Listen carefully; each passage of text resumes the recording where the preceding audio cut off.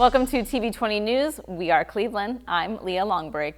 Mayor Frank Jackson's 32nd annual Night Out Against Crime coincided with the National Night Out Against Crime events, and they were held at various parks around Cleveland, but one in particular was for the first time at Euclid Beach Park. We hold this every year on the first Tuesday of August, and it is an opportunity for Cleveland residents to come out and meet and mingle with their law enforcement officials to learn all about what they do to feel comfortable around police officers. And that is something that we want to do. We want police officers and residents engaging with one another and understanding that the officers are there to help us and we are there to help the officers. Speaking to TV20, Mayor Jackson spoke on the importance of people coming together to take a stand against violence and crime as a community. Everything that happens as a community that is of any sustainable longevity.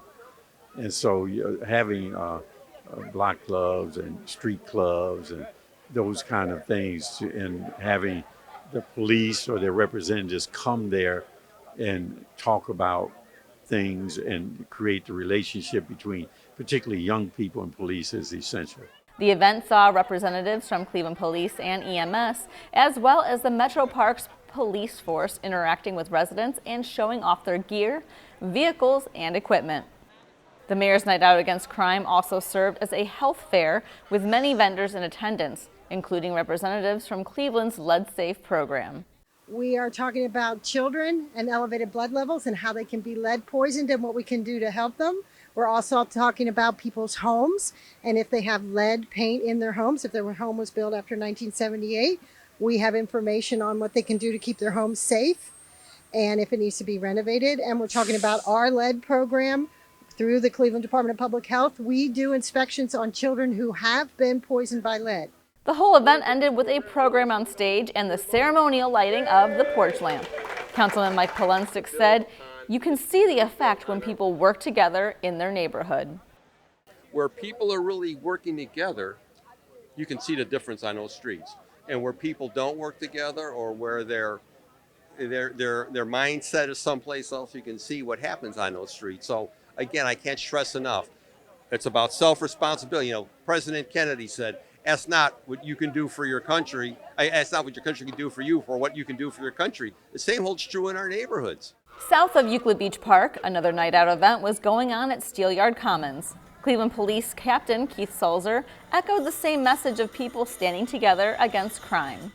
Without the community, we don't have the safety we need. So guys like First Interstate Management, Target, all the 2nd District Committee that comes out, and Target guys that come out and cook the hot dogs. But it's a great mix of the community, and we're out here just to remind people, be aware of your surroundings. When you see something, say something. And the more people that we are out there, the more eyes we have out there, the safer our city is.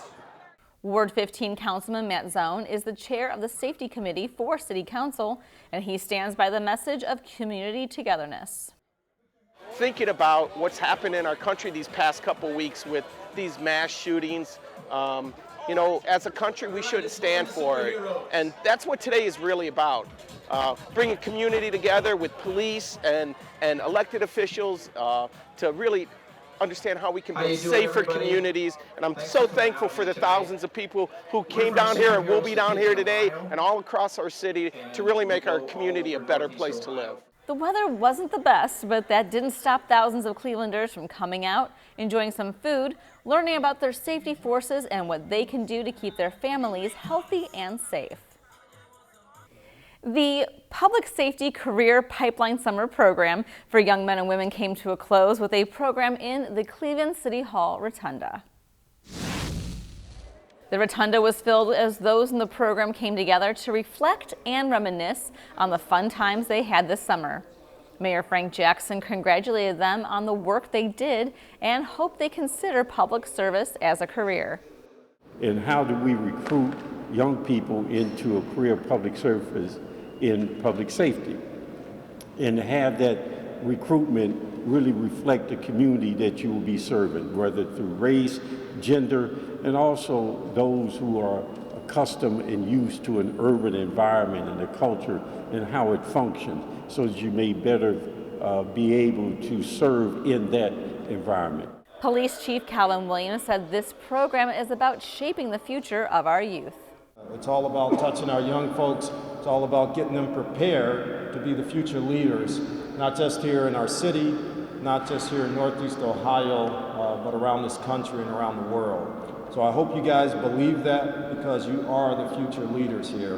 And I hope you build on what you've gotten this summer and take it to that next level. Afterwards, each person received a certificate marking their participation in the program, and a few even won an award for their capstone presentations on social topics they put together. I looked at some of your topics. Cultural voyeurism. You did capstones on drugs, the opioids. You did it on trauma for teens, teen mental health. These are the things that are important to you. Someone's topic was reclaiming our childhood and freedom from the media. You go, absolutely. Some lucky youngsters had a chance to reel a big one in with some of Cleveland's finest. It was an afternoon of worms and fish hooks as the Downtown Cleveland Alliance held their annual Kids Fish Cleve for Free event at Voinovich Park. Jessica Kerr, the North Coast Harbor Project Manager, said the day is all about having fun. The day is all about coming down and fishing and enjoying our lakefronts. We gave away 100 poles today just to the public, and then we gave another 50 away to our rec center youth groups. So we're super excited that everybody showed up today and that the Mother Nature has smiled on us with the sun. The Cleveland Division of Police was also on hand to work with the kids on how to get the most fun out of fishing. Commander Johnny Johnson said this was a big collaborative effort. Well, the Downtown Cleveland Alliance did a lot of the heavy lifting for this event as far as putting it together. I mean, they're a great partner with not only the Bureau of Community Policing, but with the city in and of itself. In addition to them, we also have the Police Foundation, who was able to get the boats and able to get, a lot of the fishing poles for us to use to fish. And again, once again, all of this, wouldn't be possible without, our city, our division, our chief. Kerr says there are many reasons why today is so important. For many kids, it's the first time they're holding a pole. A lot of people don't know how to fish, so I think it's a trade that they can take on with them as they get older. It's a great hobby. Also, Lake Erie has some really good fish that you can actually eat. The fish today we're going to be catching and throwing them back, but later on down the line, if they want to come back with their parents or guardians and fish, they can absolutely take the fish home. Big honors went to Aiden O'Neill, who caught the first fish of the day. Aiden explains how he did it. So I put the worm on my hook and I cast it very close to shore. So then my bobber went under it, then I just pulled it. You couldn't have asked for a better day at Voinovich Park. All the kids had a fun time with all the activities, music, and fishing. When the day was done, each one had a story to tell about the whopper they caught or the one that got away.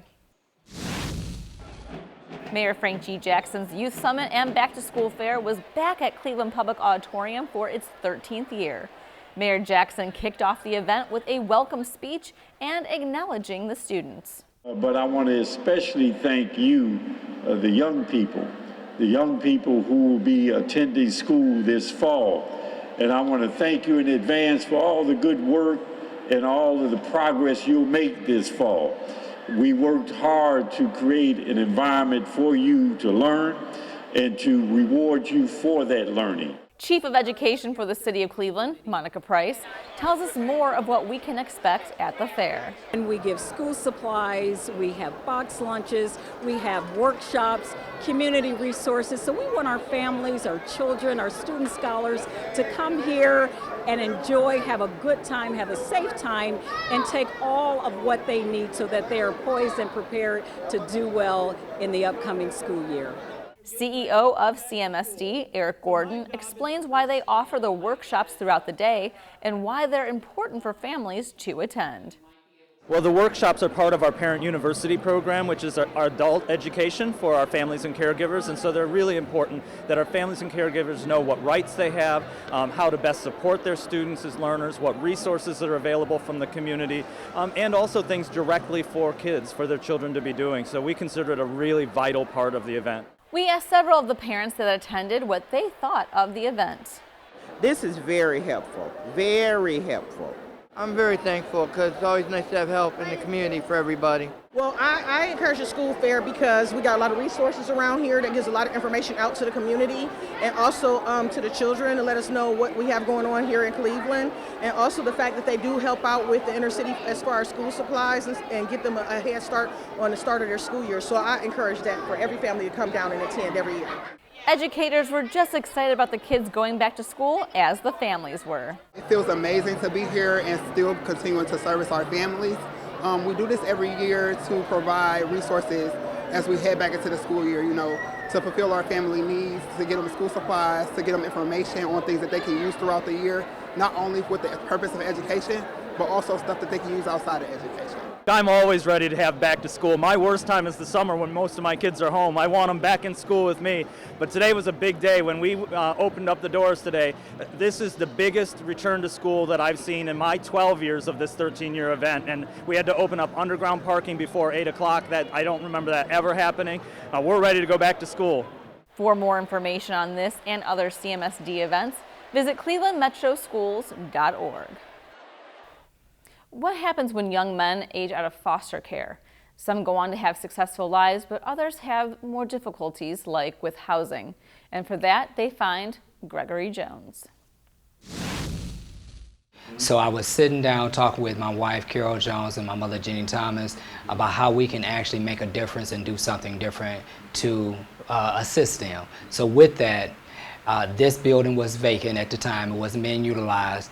I came and talked to the owner, did a proposal and shared with her my vision of what I would like to do, and we got started. What Mr. Jones created was a place for young men to stay once foster care ends, but a second home for you is more than that. It's a place to help get you started on the right path in life. They can actually stay here between the ages of 18 to 25.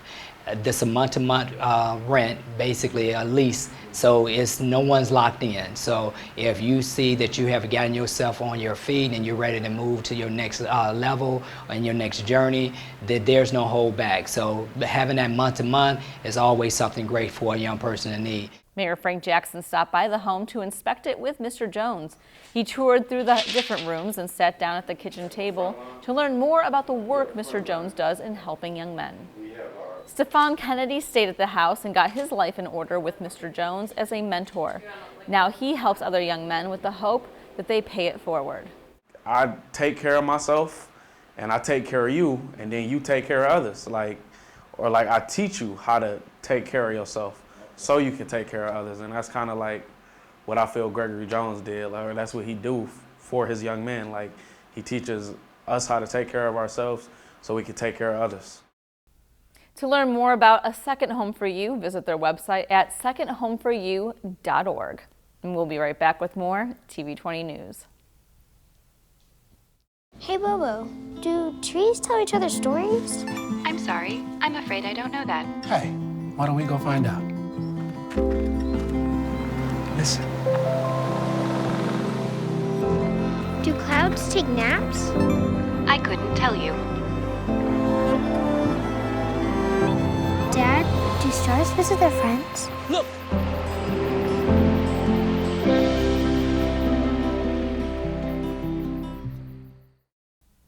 Welcome back to TV20 News. We are Cleveland. I'm Leah Longbreak. Puerto Rican pride was on full display and celebrated in one Cleveland neighborhood.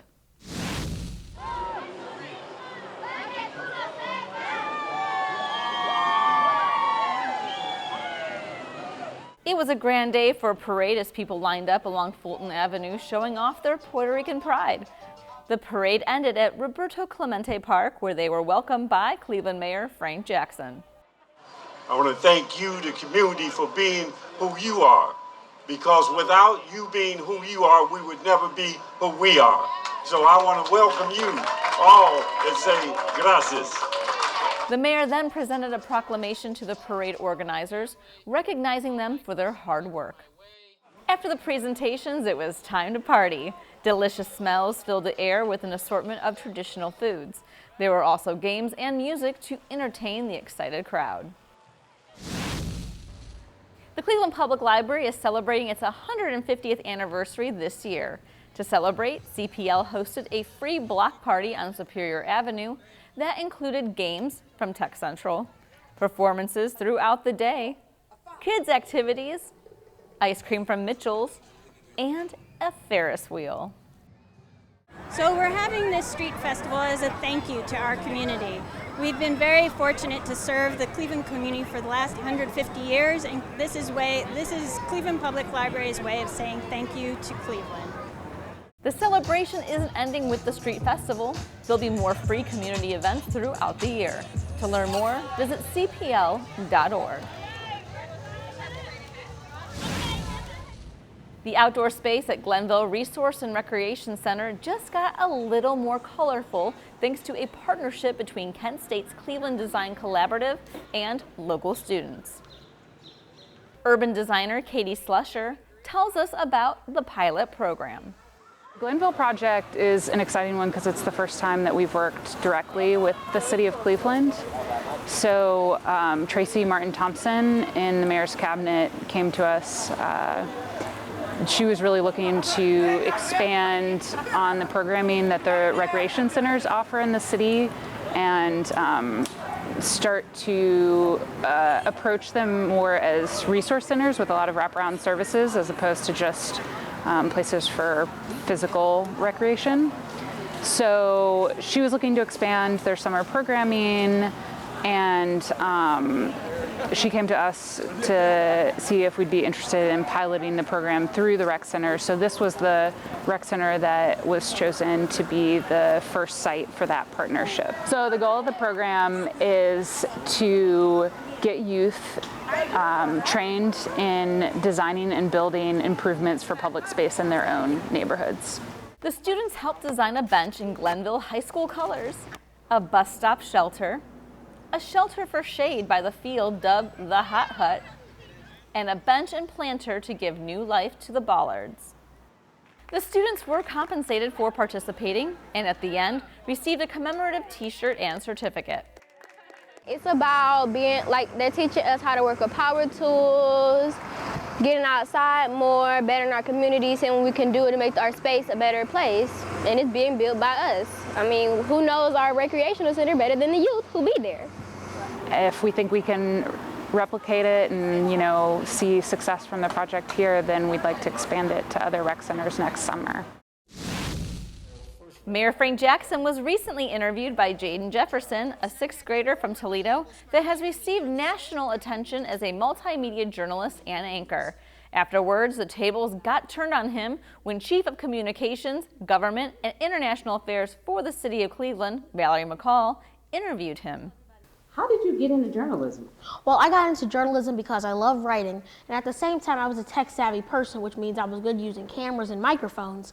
So I kind of connected the dots and brought into multimedia journalism, which means I write, shoot, and edit my own stories. If you do a lot of writing in school and you go home and start doing some writing, but then when you start to get a little tech-savvy, I would say that these are some of the basic things you need. Maybe you can use a parent's phone, or if you have a phone or iPad, start filming some videos of you just talking to the camera. You know, go around to school towards the end of the day, not during class, but, you know, get your phone out or iPad and start interviewing somebody, your teacher, or then you can start getting out into the community and interviewing people. How can they follow you on social media? It's at Jane Reports on Instagram and Twitter, Jane Jefferson on Facebook, and Jane Reports Now on YouTube. All right. Well, thank you. Thank you very much. It was a pleasure getting Nice to to know meet you, you. young man. Likewise. Young boys and girls had a chance to learn about all the opportunities available to them at a forum put on by Poise Entertainment called the You Can Do It Youth Career Expo. Poise Entertainment CEO Dr. Jerome Smith explains. We are very excited to have our Youth Career Expo because we have vendors from out the state of Ohio that's showcasing arts and entertainment and also the things that they're doing in the arts. We have our children from various school districts and students, and we have just a full-blown staff here. Smith says this expo is one of a kind because it fills the void of programs he says are not being offered in our schools. Never in the history have we ever had a program of this magnitude. This is a world-class a program that identified the tens of thousands of jobs and careers in the arts and entertainment. There is no curriculum in the arts and entertainment industry that represents these jobs and careers. Charlene Fisher of the Heart to Heart Healthcare Center is excited to be a vendor at the event and believes in Dr. Smith's program. The credits behind the cameras, the band, the drummer, all that is our jobs, which they don't know that, but he's sharing that, you know what I'm saying? We got another one out there, the careering, the things that she do, that it doesn't exist because we always hear McDonald's, Burger King's, or we go to the factory, such a thing like that. This here opens it up for them. This is a great program. I support it. I love it. And I'm going to continue to travel with them. For more information on Poise Entertainment, visit their website at poiseentertainmenteducationcompany.org. That's all for your TV20 News. We are Cleveland. I'm Leah Longbreak. Up next, we'll have Christian Patterson with the Inside Sports Report.